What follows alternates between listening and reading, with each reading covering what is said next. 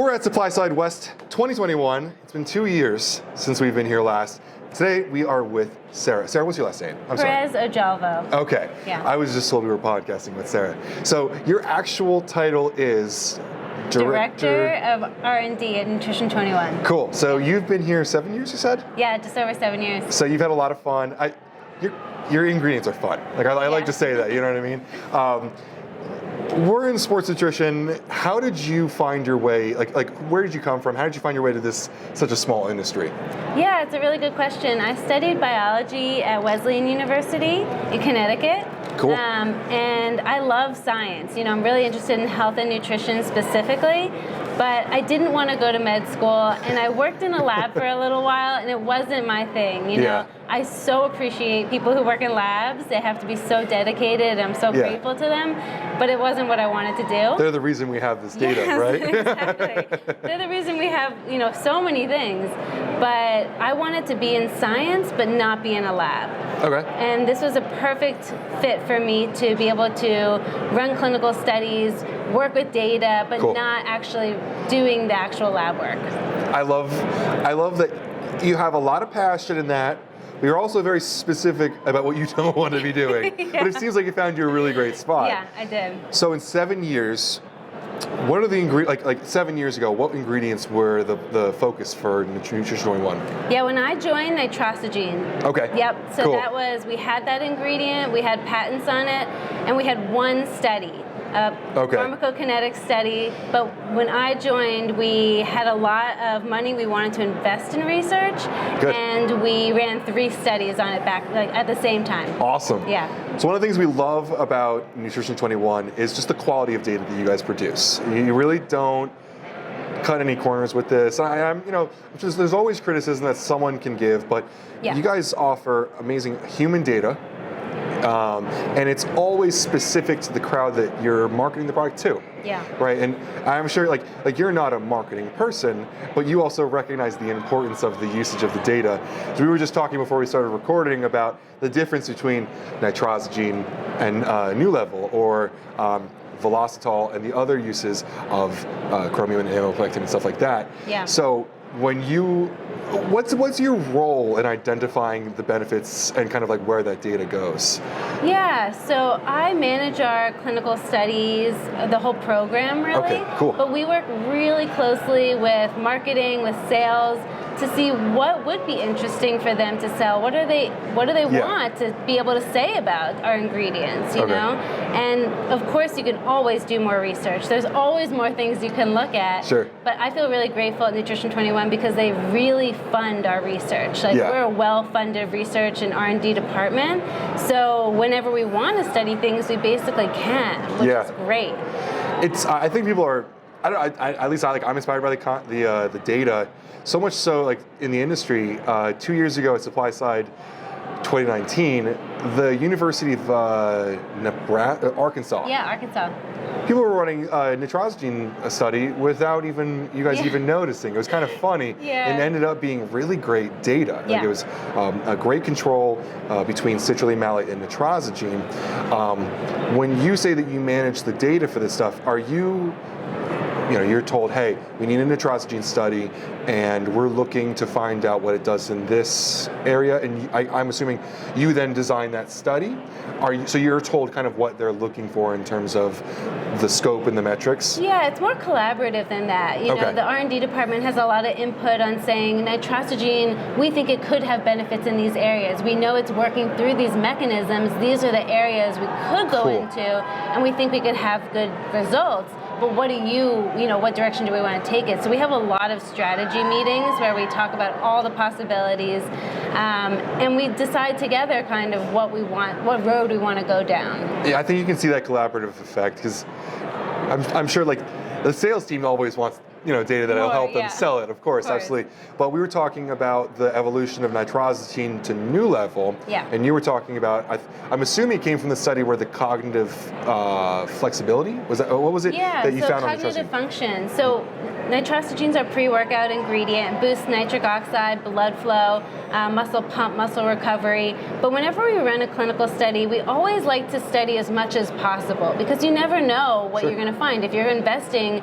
hundreds of thousands of dollars into a study, you want to get a lot for what Sure. you're doing. So we looked at cognitive function, and we weren't expecting anything, but we saw that it significantly boosted cognitive function within 15 minutes, much more than placebo.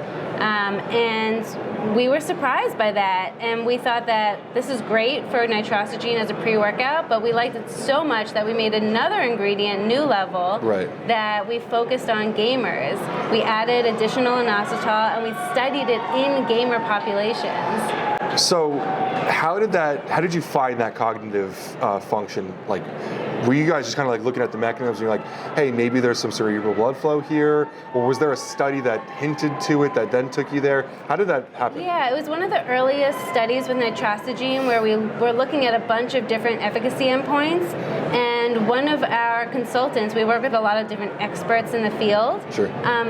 Just suggested we throw in a trail making test that measures cognitive function. And later we learned that Nitrosigine, it works with increasing nitric oxide, blood flow, and delivery of oxygen and nutrients to your muscles, but also to your brain. Right. You know, your brain is constantly getting fed oxygen and nutrients. So that's why we think we see such a strong effect with Nitrosigine. It's a non-stimulant, you know, Right. It does increase energy, but without any caffeine, no crash, no jitters. But somehow it's really increasing your energy and your focus. And it has a long-lasting effect too. I believe the blood flow claim is up to 6 hours post-workout, Correct. or total, including Yeah. the workout. So that, I mean, you probably say nooLVL has a similar effect. I don't know if that's a backable claim. Yeah, so the bioavailability curve for the arginine in Nitrosigine is up to 6 hours post-dose. So could you claim that this is a tough question because regulatory isn't here, but the cognitive boosting effects as well last that time? How long has how long have you studied that cognitive effect? We've studied it specifically about 3 hours post-dose. We haven't done 6 hours exactly, but what we've done with nooLVL, where we really dig into the cognitive data, is we have subjects take it before taking nooLVL, then after, like 15 minutes after, and then we have them play a video game for an hour to mentally fatigue them, and then we have them take tests again. So it ends up being up to 2-3 hours post-dose, and we do see significant effects at that time. So you're testing, causing that fatigue, and testing them again. But that's funny because the time that you're causing that fatigue, you're using the fatigue inducer is really what the product is kind of pointed at, video games. Did you pull any information from the video games during that time? We did. We looked at performance, and it was too variable because we let the participants play different games. Sure. So we let them play whatever they were most liked playing in any strategy game, Sure. Fortnite, Call of Duty. So we didn't see any overall effect because it was too variable, but that might be the next direction, you know, for future studies, definitely. So I was down in ISSN when you guys kind of presented, I think, the poster for the newest study of nooLVL. nooLVL is kind of, I'm assuming, really your focus right now, for the most part. That study was just published, I think. Yeah. I don't know. Yeah, it was just published. Can you tell us a little bit about that study? Because we've done a little bit about it, but I'm excited to hear from you. Yeah, so this is the second double-blind placebo-controlled study in gamers, and we tested nooLVL in different cognitive function games. So Sternberg test, which measures reaction time and working memory specifically, and we saw that it significantly improves those endpoints, which, you know, we already know that it improves energy, cognitive function, and accuracy, and reaction time, but this really strengthened the reaction time and working memory. So now we know you're fast, but you're also accurate while you're being really fast. Cool. Yeah. It's kind of like a really fun new avenue because we're so we're so talking about these claims of like skin splitting pumps is always the the cringy stereotypical claim. But now we're getting into video games, and it's refreshing to see you guys actually study the intended audience, right? Yeah. Because so often focus studies are on, like you said, like these tests, general tests, and now you're starting to look at, well, actually applying it onto that area.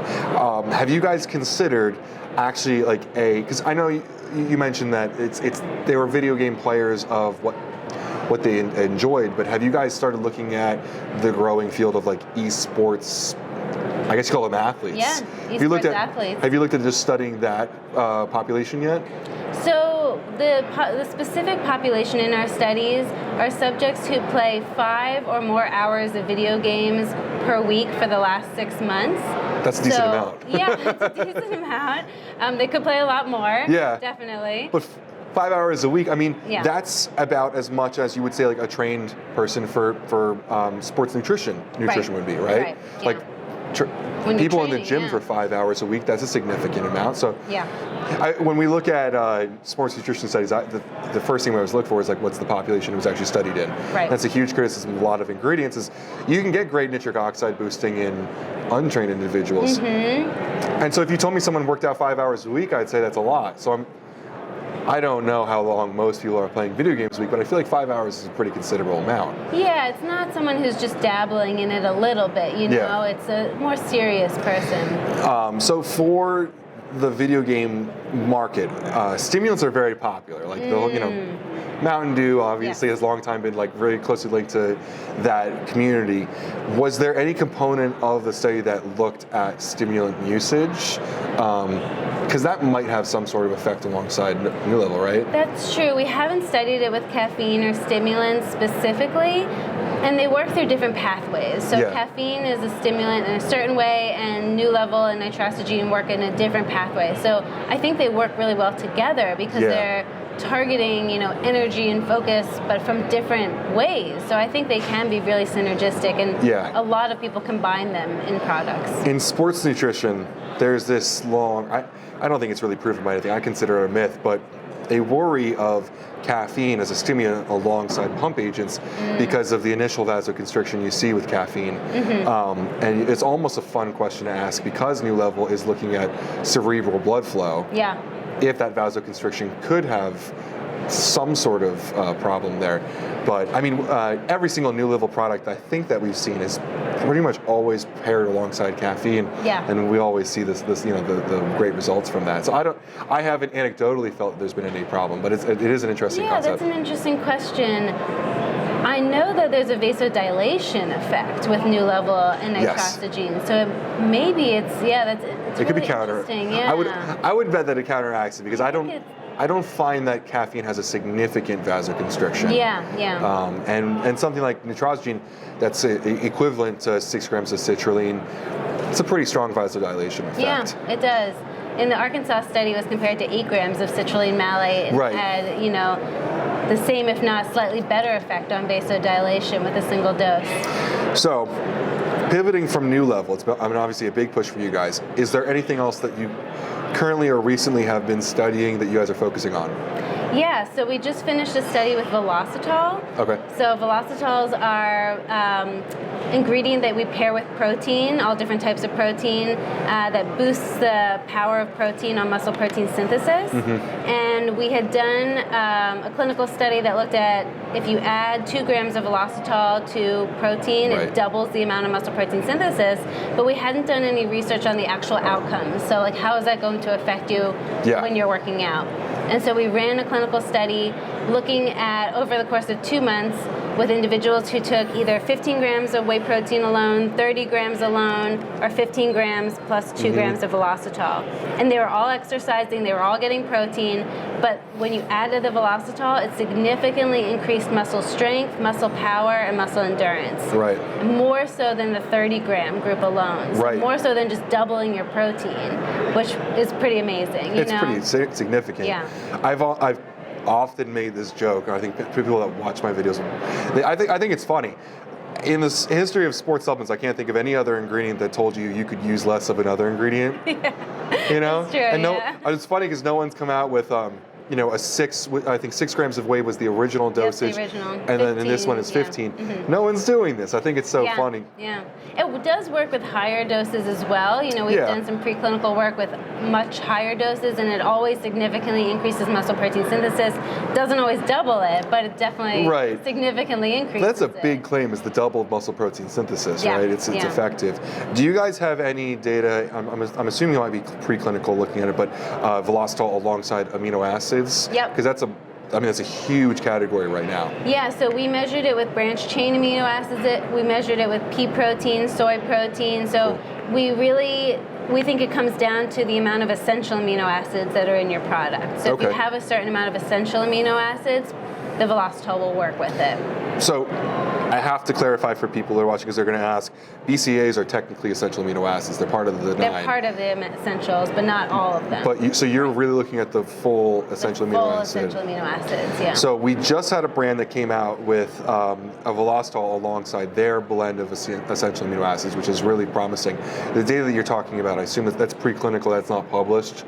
That is preclinical but published. Okay, cool. Yeah. We'll have to look that up and include that, because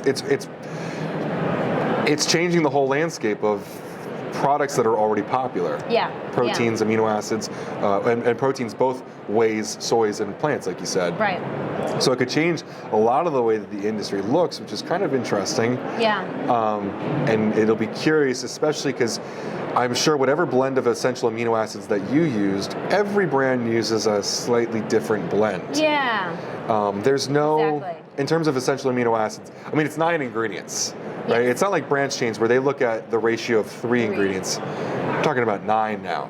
So it varies so much. So it should be interesting to see your data on those dosages versus what's used out there. Yeah, I mean, the reason we ran a preclinical study with all these different types of protein was to show that it does work across the board. As long as you have a certain grams worth of essential amino acids in your product, and I think it's 2.6 grams for the lower dose claims, and I forget the higher dose for the higher dose claims. Okay. But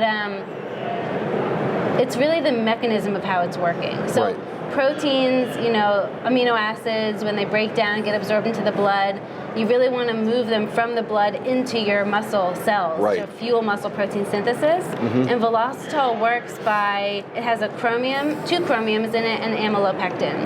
The amylopectin makes your insulin go up a little bit. It's a starch, and the chromium is an insulin sensitizer. So it binds to the muscle cells and helps the insulin attach, and the insulin's job is to pull the amino acids from the blood into the muscle cells. And so it's really fueling muscle protein synthesis, and it's going to do that regardless of what type of amino acid are there. Of course, the type is important, it'll have an effect as well, but Velositol will work with all the different types. So talking about the performance claims, because that's what's really exciting for me as a strength athlete. The performance claims of Velositol are interesting because Velositol is often paired with proteins, obviously, and that's normally a post-workout event. But now you're talking about performance claims, which would assume that you're using it before you train. Are these benefits acute, or is this like over time that you're really looking at? It's over time. I mean, the muscle protein synthesis we saw within a single dose. So that is acute, but the outcomes we saw over 2 months. So it's definitely over time, and you could take the protein powder before, during, or after workout, and it'll still have an effect. I think I remember reading about like early protein adaptation. Like you're really adapting better because you're whatever the pathways is, you're recovering better from that stimulus.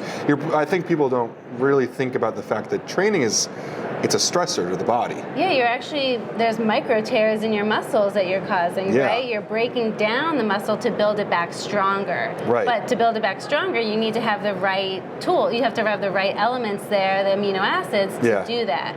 Well, the big discussion is quite often about BCAAs versus EAAs when we talk about aminos, because there's been so much data towards BCAAs, and then now recently it's been EAAs. And the analogy that I always use is that like BCAAs are basically like your construction workers clocking in for work, but the other 6 are like the brick and mortar that you might build with, right? You can send people to the work site, and there's of course data for and against this analogy, but it's kind of an easy idea for a lot of people to understand that aren't normally reading data. And so Velositol is kind of basically helping that work process. It's making it more efficient. Yeah, it's making it more efficient. That's exactly right. I think if you're taking protein, it's definitely a good idea to take Velositol. It's going to make your protein more efficient.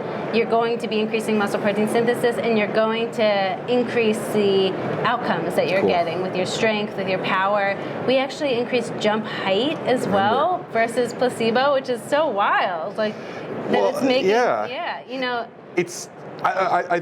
it's funny because like it's wild. It is wild, but at the same time, when you're looking at the process, it's almost kind of like we should have expected this, because you're creating really dumbing it down, you're creating a problem and you have to fix it.